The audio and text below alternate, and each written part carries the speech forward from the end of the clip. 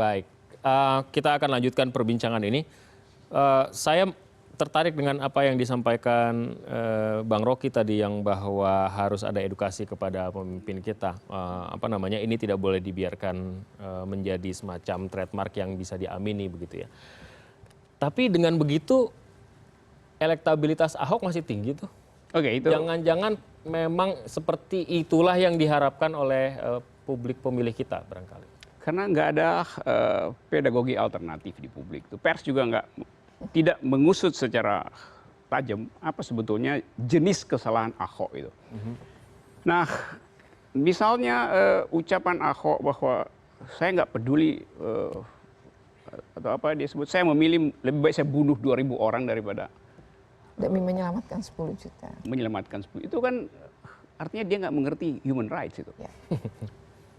Lalu orang menganggap ya itu bercandaan. Enggak, itu datang dari satu inspirasi buruk karena tidak mampu untuk menghadapi situasi. Nah, orang yang nggak mampu menghadapi situasi, ujiannya bukan sekarang, tapi ujiannya pada posisi tertinggi. Dan orang mesti bikin proyeksi itu tuh. Di dalam keadaan ketiadaan kepemimpinan, lalu orang pergi mengabdi pada jenis semacam ini. Nah, saya mau kasih kritik, saya berteman baik dengan Ahok, tapi ini adalah soal publik itu, jenis kepemimpinan semacam ini. Nah, sekarang kita melihat bahwa seolah-olah Ahok adalah the only game in town. Boleh kita sebut, tapi Ahok memang belut. Tapi dia dikepung oleh cacing juga. Jadi masalahnya itu soalnya. Jadi seolah-olah karena nggak ada buaya atau nggak ada ular, maka orang boleh izinkan belut sesuka-sukanya. Nggak bisa tuh. Prinsip di dalam pemerintahan adalah, atau di dalam kepejabatan publik, kritik adalah hak primer dari warga negara. Dan kalau dikatakan ya dia bisa bela diri, tetapi publik menyimpan itu kendati semua orang menganggap bahwa itulah jenis yang ada satu-satunya. Kita melihat sebenarnya memberikan, saya ke Bu Retno deh. Sejauh ini, saya tahu apa yang Ibu alami, saya tidak pernah bisa rasakan dan tidak pernah bisa bayangkan bagaimana pengalaman buruk yang Ibu alami kalau misalnya memang itu buruk. Tapi apakah tidak ada apresiasi sama sekali misalnya dari Ibu begitu? Terkait dengan gaya kepemimpinan Ahok, apa yang sudah Ahok lakukan di Jakarta sampai sejauh ini begitu. Sebenarnya kalau secara pribadi saya dengan Pak Ahok juga tidak pernah seperti juga Bung Rocky ya. Saya tidak, Pak, komunikasi di antara kami lancar, WA saling jawab-jawaban. Begitupun ketika perayaan hari besar saling mengucapkan gitu. Sebenarnya tidak, secara pribadi nggak masalah. Dan yang kedua adalah sebelum saya jadi kepala sekolah pun, saya kerap kali bertemu beliau untuk memberikan masukan-masukan dan laporan-laporan gitu. Jadi sesungguhnya hubungan kami itu baik awalnya. Justru karena baik itu sebenarnya saya cukup terkejut ketika terjadi peristiwa itu gitu. Dan bagaimana sikapnya kemudian berubah total itu juga cukup mengejutkan saya sebenarnya. Tapi sebenarnya kalau bicara apakah itu efektif atau tidak gitu bagi reformasi birokrasi, menurut saya kalau berdasarkan pengamatan kami yang di dalam ya tidak. Sekarang marah-marah itu yang tadi kata mencapai daerah, ya nggak cuma daerah, bahkan hampir seluruh tuh struktur di sini. Jadi kalau kepala camat gitu? Ya semua, sampai camat marahin kepala lurah, sekolah, lurah marahin, sampai kepala sekolah misalnya kepala kepada sekolah marahin. Ya itu udah mulai tren gitu. Jadi kalau ngasih pengarahan udah pakai acara marah-marah, dan kalau kesalahan sedikit udah. Jadi nampaknya terjadi tadi peniruan ya, dan itu begitu cepat gitu terjadi. Jadi kami yang berada di bawah itu juga merasa tidak nyaman kalau habis ada briefing, kita adanya juga kesal gitu kan. Nah kayak misalnya bagaimana tiba-tiba beliau bilang kalau ditemukan jentik nyamuk di sekolah maka seluruh tunjangan kinerja guru dan kepala sekolah tidak akan dibayarkan. Loh, tupoksi guru sebenarnya bukan ngurusin jentik nyamuk gitu ya. Tapi kan itu seperti dibenarkan publik, dan kami bilang loh berdasarkan bikin aturannya. Nah ini yang tidak. Jadi bagaimana mencopot seorang pejabat itu nyaris tidak ada aturan. Jadi kalau memang Pak Ahok mau harusnya bikin aturan, ini kan enggak. Jadi tidak ada hukum, tidak ada kepastian hukum, dan juga tidak ada sistem. Jadi kapanpun orang bisa kehilangan itu. Jadi yang tadi ketidaknyamanan bekerja dakdikduk itu terjadi sebenarnya di seluruh kalangan. Itu berarti nggak ada urusannya sama keras atau tidak, itu hubungannya sama merit system dong sebenarnya. Artinya sebenarnya, Ibu mau katakan bahwa Pak Ahok ini standar merit systemnya goyang gitu atau tidak? Nah kalau saya melihat gini ya, hubungan misalnya birokrasi dengan Pak Ahok atau saya dengan Pak Ahok kan ada aturan. Nah artinya aturan itu kan indikator untuk misalnya mencopot seseorang atau mengangkat seseorang kan menggunakan indikator itu. Artinya gini, aturan ini yang kemudian memang nampaknya jadi tidak ada, dan itu ya bagaimana jadi atas gitu. Contoh lah misalnya gini, apakah kalau got mampet atau pompa mati terus seseorang bisa dicopot? Seorang pejabat, atau misalnya kalau sejak awal komitmennya seperti itu, saya angkat Anda, tapi kalau got mampet, dan pompa mati. harus tertuang dalam aturan karena kami kan birokrat, kami Ya. ada nah terus Fair enough, misalnya ya. tadi seorang kepala dinas pertamanan, terus yang bawahnya kepala pemakaman umum menerima uang, apakah kemudian dia juga terkena pencopotan misalnya gitu ya. Jadi hal-hal yang begitu nggak ada masalah kalau kemudian tertuang dalam aturan, disosialisasi. Jadi kalau dalam hal ini tentu perencanaan jadi tidak ada, semua serba berjalan tanpa Contingent. kepastian hukum. Bagaimana Bang? Ya kelihatan Ahok ketagihan dengan marah-marah itu tuh. Ini salah media juga nggak sih sebenarnya? Salah media. Kan mestinya orang kalau marah, dia bisa pakai metafor. Iya. Jadi marah itu ada yang cerdas, ada yang buruk. Ada nggak sih pemimpin kita yang marahnya cerdas? Banyak. Dalam sejarah. Dalam sejarah kita misalnya, saya kasih contoh cepat-cepat bagaimana orang bikin metafor itu. Dulu misalnya Bung Karno didatangi wartawan. Wartawan bilang begini, Bung Karno Anda kalah dalam pertandingan politik dengan Sultan Syahrir. Bung Karno bilang, Anda tahu rotan? Tahu. Rotan itu saya hanya seperti rotan. Saya hanya melengkung, tidak patah gitu. Jadi itu satu kali pukul selesai kan. Bayangin misalnya kalau Bung Karno bentak wartawan itu dengan fisik. Nah Ahok itu marah dengan fisik, bukan dengan kecerdasan gitu. Itu yang saya kira kurang pada dia tuh. Dan itu patut disayangkan sebenarnya. Iya patut disayangkan. Boleh dia marah secara fisik, tapi di ruang 2x2 lah omelin. Ya, betul. Tabok kayak di situ. Tapi ini dia pamerin. Jangan juga. Dan karena itu kemudian dia nikmati. Tapi artinya kan begini, ini juga kalau saya pribadi melihat ini seperti ketagihan berantai. Media kemudian juga seperti mengekspose, seperti contoh yang paling menarik menurut saya adalah ketika rapat terakhir soal yang Pak Rustam juga kemudian dianggap sebagai antek Yusril dan sebagainya. Itu rapat. Biasanya kalau rapat, wartawan datang mengambil gambar 5 menit keluar. Nah ini rapat yang melibatkan jajaran pemerintah DKI gitu. itu di roll semuanya begitu. Jadi karena media juga tahu bahwa menjual Ahok artinya akan mendapatkan oplah, rating dan lain sebagainya. Jadi dijual Ahok apapun yang Ahok hadirkan. Jadi sehingga tidak ada kontrol dari media terkait dengan ini. Itu Ahoknya bodoh, media juga bodoh gitu kan. Jadi saya kasih contoh lain lagi supaya kita belajar ya. Dalam rapat politik ada orang yang namanya Haji Agus Salim, pintar, Menteri Luar Negeri kita. Dia lagi mimpin rapat, lawannya ganggu dia dari belakang. Anda tahu Haji Agus Salim wajahnya kayak kambing. Lalu di belakang mulai mbak.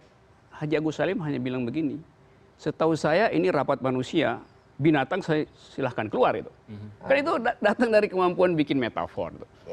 Nah kalau hal yang macam itu yang kita terima, kita bilang dia pemarah, tapi dia berakal untuk marah. Marah dengan akal, bukan marah dengan otot gitu. Jadi itu yang pers juga mesti kasih kritik sebetulnya. Bisa nggak kita apologi dengan kondisi sekarang kita ini kan transisi demokrasi katanya, entah sampai kapan transisi itu begitu. Ini adalah bagian dari bunga-bunga transisi demokrasi lah, ketika pendulum berubah, citra pemimpin yang tadinya yang disukai itu gayanya kelurah-lurahan gitu kan, agak ganteng sedikit dan ngomongnya santun apa segala macam, berubah menjadi yang benar-benar pejuang jalanan seperti Ahok, Ganjar dan sebut saja nama yang lain-lain begitu.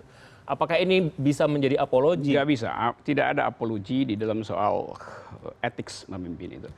Kalau misalnya ada mayoritas mendukung cara semacam itu berbahaya buat demokrasi dan berbahaya bagi Ahok sendiri, berbahaya bagi pertumbuhan mentalnya tuh.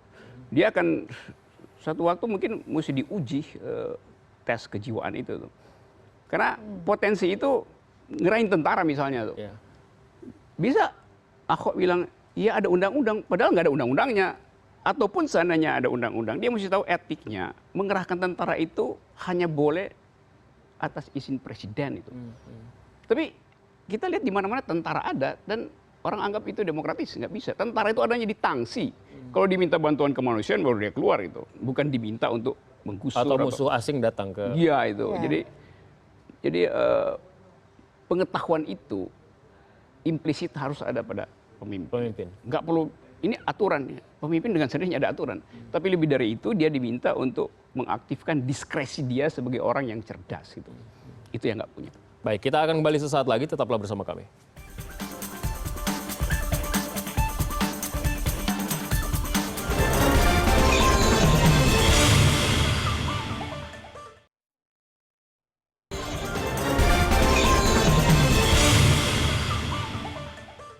Gaya kepemimpinan Gubernur Ahok yang keras dan tanpa tedeng aling-aling banyak menuai kecaman dan resistensi.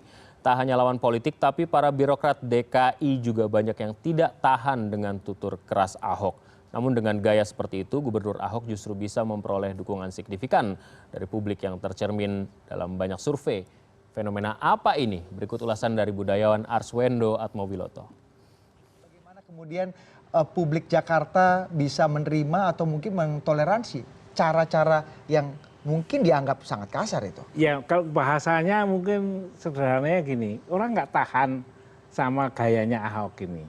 Tapi orang lebih nggak tahan dengan korupsi yang ada, dengan kemandekan yang ada. Nah ketika ada yang melakukan sesuatu ini, oke lah sekarang bahkan di sini saya juga pernah ngomongin, hujan aja sekarang ini mengkampanyekan Ahok karena nggak banjir misalnya. Atau tadi hasil gusuran-gusuran tadi, ya relatif orang bisa ngelihat, oh ada kayak begini. Pasukan yang tukang ngerjain apapun juga lah, ini dirasakan langsung. Di sinilah sebetulnya bagian yang iyalah, dia rada nggak benar tapi oke lah seniman memang begitu. Misalnya dia kalau kita mau melihatnya dari segi seniman, proses ya penting, itu jelas. Tapi yang lebih penting dari itu adalah bagaimana output ini dirasakan oleh masyarakat. Dan ini yang sebetulnya sampai sekarang kenapa 500.000 KTP itu bisa terkumpul. Ada tesis macam ini, Bu Retno. Banyak yang mundur di zaman Ahok. Sesungguhnya bukan karena Ahok suka membentak, memaki, dan melakukan tindakan-tindakan yang sebelumnya belum pernah dilakukan oleh pemimpin lainnya. Tapi karena di masa Ahok, apa yang bisa dilakukan, apa yang bisa diuangkan, itu hilang. Dan karena itu ya lebih baik mundur daripada tidak dapat apa-apa misalnya begitu. Ya mungkin saja ada yang kayak begitu ya, tapi kalau tapi menurut tidak bisa saya, digeneralisasi. dan saya rasa mayoritas justru tidak. Sekarang begini ya, kayak tadi kalau memang hitungannya begitu, berarti dia akan kehilangan, kayak Pak Rustam, dia akan kehilangan tunjangan yang mencapai kan, nah, kalau seorang wali kota mencapai 69 juta per bulan ya, dia akan terjun bebas ke di bawah 10 juta kan. Artinya dia akan kehilangan sebenarnya kenyamanan yang artinya dengan jujur pun sudah dapat besar kan. Artinya saya rasa bukan karena itu juga, bahwa kita bekerja yang dimaksud sejahtera kan bukan hanya uang. Bahwa kalau memang ketika besar-besarannya uang TKD itu kan di Pak Ahok nih untuk seluruh struktural ya, sampai 2 kali terima TKD dalam sebulan. Dan itu ketika itu diberikan, tidak sekedar itu sebenarnya, mereka juga membutuhkan kenyamanan. Bahwa kemudian birokrasi punya masalah nih ya, selama ini misalnya tidak melayani dan lain-lain. Saya rasa itu tentu ada ya, tentu ada, tidak bisa kita pungkiri, tetapi bahwa mengubah hal yang seperti itu kemudian dengan mengucurkan uang besar-besar itu juga sebenarnya tidak menjawab, tidak menyatakan bahwa persoalan juga selesai ya.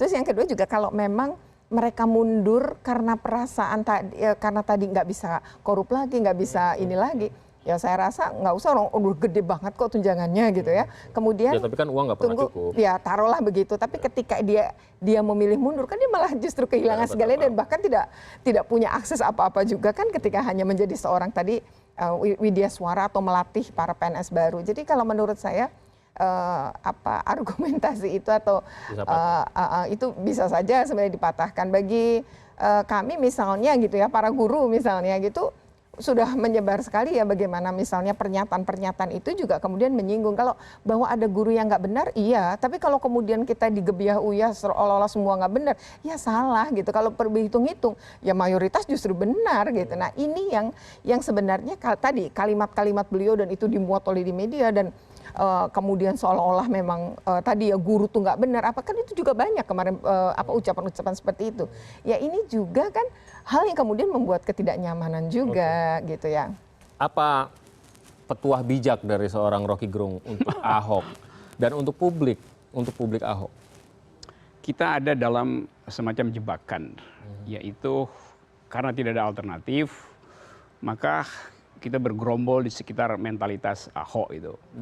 Itu saya anggap bukan sekedar bahaya, tapi itu satu pedagogi yang buruk bagi demokrasi. Nah bagi saya, digabung pun seluruh penantang Ahok, dia pasti menang Ahok itu. Nah karena itu kita tidak boleh mengizinkan Ahok menang dengan cara mengumpulkan pendukung yang sebut aja pendukung fanatik ini. Karena demokrasi harus didukung oleh hitam putih Ahok. Ya. Ahok adalah yang terbaik. Dia mesti didukung oleh akal sehat itu, bukan oleh massa yang jadi fanatik. Itu saya kira yang mesti diucapin supaya demokrasi nggak boleh jadi semacam tukar tambah. Tetap ada etik di dalamnya. Dan itu yang mesti kita. Dan buat Ahok sendiri apa yang harus dilakukan? Dia mesti pergi ke dokter jiwa itu, ke psikiater. Kalau gampangnya gitu. Ya. Ya karena ada problem itu. Untuk mengontrol Ya, emosi dan bukan demi publik, demi kesehatan mental dia di masa depan itu. Dan mudah-mudahan kalau misalnya itu bisa dilaksanakan dengan baik, dia bisa menjadi pemimpin yang baik dan Ya, jadi itu. contoh yang yang baik. Kalau enggak, nanti semua pemimpin kita seperti Ahok juga, bising juga media kita. Terima kasih Bang Rocky, Bu Retno atas waktunya.